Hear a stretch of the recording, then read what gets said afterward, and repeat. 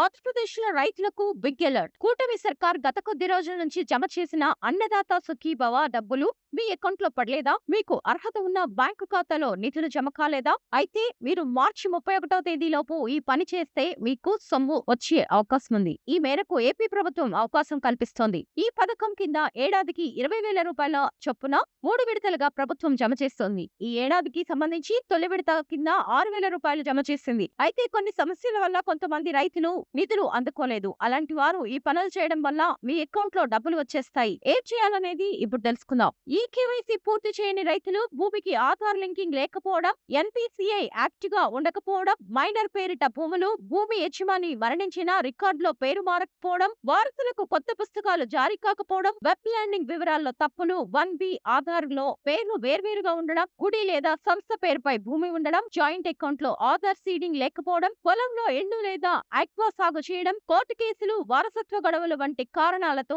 అన్నదాత సుఖీభవ నిధులు నిలిచిపోతాయి. రైతు సేవా కేంద్రం లేదా వ్యవసాయ కార్యదర్శిని సంప్రదించాలి. Aadhaar card, pattadar passbook, bank passbook xerox వంటివి అందించాలి. సమస్య ఏంటి అనేది తెలుసుకోవాలి. ఆ సమస్యను పరిష్కరించుకోవాలి. మీ సమస్యను పరిష్కరించుకుంటే మార్చి 31 లోపు మీకు నిధులు జమ అవుతాయి. https:/annadatasukhiphava.ap.gov.in పోర్టల్ కి వెళ్లి మీ స్టేటస్ తెలుసుకోండి. మీ ఆధార్ నంబర్ ఎంటర్ చేయండి. క్యాప్చా ఎంటర్ చేయండి. సర్చ్ బటన్ ప్రెస్ చేయండి. రైతుల వివరాలు, బ్యాంక్ అకౌంట్, పేమెంట్ స్టేటస్ వివరాలు కనిపిస్తాయి. రాష్ట్ర ప్రభుత్వం పీఎం కిసాన్ పథకంతో కలిపి అన్నదాత సుఖీభవ పథకాన్ని వర్తింపజేస్తోంది. దీంతో పీఎం కిసాన్ కింద 2,000 రూపాయలు, అన్నదాత సుఖీభవ కింద 4,000 రూపాయలు జమ అయ్యాయి. పీఎం కిసాన్ నిధులు అందకపోతే పీఎం కిసాన్ వెబ్సైట్ లోకి వెళ్లి స్టేటస్ చెక్ చేసుకోండి.